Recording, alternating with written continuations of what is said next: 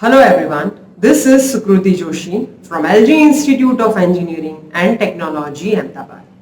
I am going to take the video lecture series on chemistry. The subject code for chemistry is 3110001.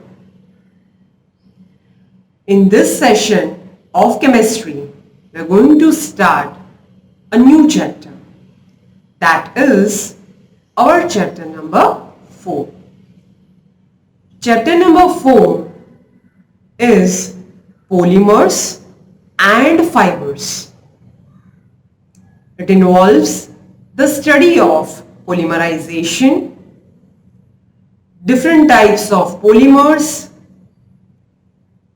rubber, vulcanization of rubber, fibers, the types of fibers that we have to study here, and applications of all these kinds of polymers, fibers and rubbers. Because in our routine life, in our day-to-day life and even in our various industries, we use polymers widely. Here and there, we use it everywhere. Okay? Now, let's take a look at what you understand by the polymer actually. So, polymers form a very important components in our daily life. The polymers are highly useful in domestic, in industrial as well as in medical field. It's very important for us because they are more durable. They are non-toxic and they are very safe to use. These are the pros or advantages of polymers. So they have very low densities so that the transportation of the polymers is very easy. They possess very good mechanical strength. Some of the polymers contain a very good mechanical strength, and because of it they are very durable and they are resistant to corrosion, which is the biggest disadvantage of any metal, and this is the biggest advantage of polymers. So here, these are the advantages, these are the reasons that why we use polymers so widely. Now, if we talk about the polymers definition, so how can we talk about it? Polymers can be defined as the large molecules which are formed by the linkage of small molecules which are known as monomers. This word came from a Greek language. So in Greek language, poly means many and mer means units. So when many units combines with each other and forms a structure, it can be a chain structure, it can be a branch structure, but when such kind of units came together and forms a long chain, they are referred as polymers. They are available in the form of small beads. The number of repeating units in a polymer chain is known as degree of freedom. This is the basic. When we deal with polymerization or when we deal with any kind of structure of a polymer, at that time it's very necessary for us to understand that if degree of polymerization is high, its properties are really very good. As we all know that, we can take an example of a particular polymer or plastic bag. Now it is compulsory for all the vendors that they have to use a bag which contains 50 or more microns, right? So this shows that 50 micron bag has much more strength, much more durability, and they are less pollutant for the environment. Okay, as you can see in the image, it's available in the form of small beads. You have to melt them and you have to create in whatever shape you want. You can create a bag, you can create any kind of particular thing through this polymer. Okay, it can be colored, it can be not colored also. Now, after knowing that what you understand by the polymer, here we have to understand that what is the classification or how we can classify the polymers, because it's very important for us to know that which kind of polymers can be used where, because they all have different properties.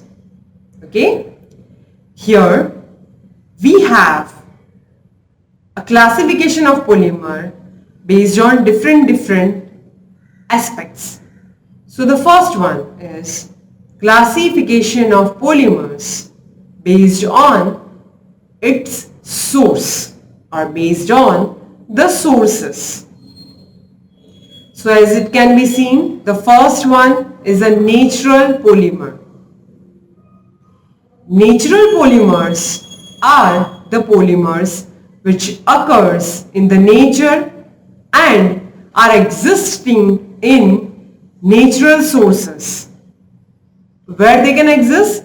So here the natural sources we can use is plant, animals.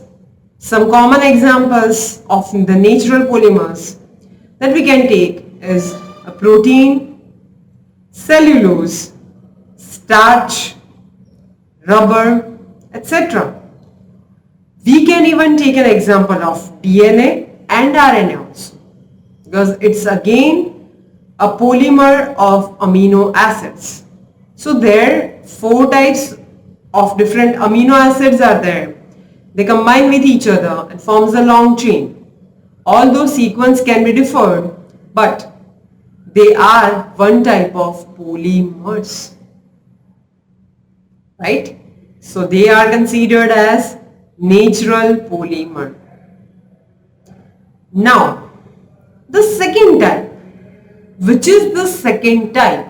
So the second type is synthetic polymer. It is exactly opposite to the natural polymer. Here, as you can see, the synthetic polymers are the polymers which humans can artificially create, can artificially synthesize in a lab. It is manufactured polymer. So these are commercially produced by the industries for human necessities, for various uses, for various applications. Here we can take an example of polyethylene, polyvinyl chloride, nylon. They can be a fiber, nylon 6:6, then polyethylene. We have different other types of polymers also, which we can create in a lab very easily. They are known as synthetic polymers. Okay. Now, let's move on to the next one. The next one here is classification of polymers based on its structure. We will classify the polymers depending upon how they are joined with each other here. So the first type that we will have here is linear polymers. What is the meaning of this linear polymers? So these polymers are similar in structure to a long straight chain.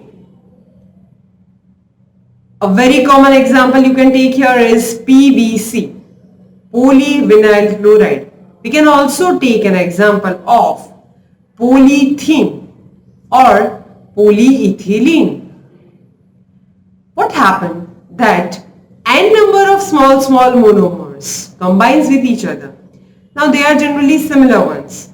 They combines with each other, forms a long chain.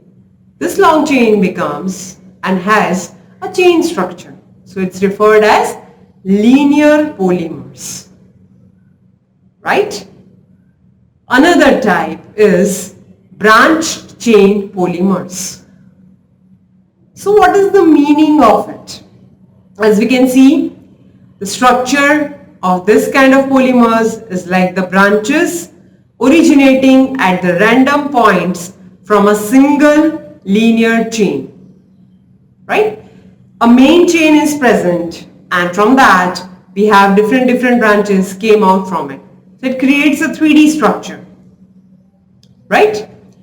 Now, here we can take an example of LDPE, which is low density polyethylene. Right? We have another one also, which is known as HDPE, that is high density polyethylene. Both of this can be taken as a branch chain polymer. Now, next one or next type is cross-linked monomers. So here what we need to understand, the cross-linked polymers are the most advanced polymers. We have to understood that the first is the linear one, a straight chain. Then second is a branch one, that means small branches will came out from the main chain like this. Okay. Now in third one, which is the cross-linked one. What happens in a cross-linked one? A main chain is there, branches are there, these branches are again connected with each other and forms a web. Okay, understood it here properly. So the monomers are linked together to form a three-dimensional network. They have a very good properties. They are very durable. Much more enhanced properties can be observed when we deal with the cross-linked polymers. Okay, we can take an example of bakelite, melamine, etc. They are hard in nature but very durable in nature. Now, the next one, which is classification of polymers based on their molecular forces. We can classify them in 4 different parts. First one, elastomers. Second one, thermoplastics. Third one, thermosetting plastics. And the last one, fibers. These are very important for us because they are classified on the basis of their molecular forces. As you can see here, elastomers are the rubber-like solid polymers. The most common example of this can be in rubber bands, widely used ones. After that, second one, that is thermoplastics. Thermoplastics are the long chain polymers in which intermolecular forces, that is van der Waals forces, hold the polymer chains together. Then third is thermosetting plastic. Thermosetting plastics are the polymers which are semi-fluid in nature but very durable in nature. Okay. Last but not the least, fibers. Fibers are the class of polymers which are thread-like in nature and can be easily woven. They are widely used nowadays. Like we use it everywhere. From optical fiber, another ones also, we uses such kind of fibers. So, this is all for this session. Next, we will have in our next session. Thank you so much everyone.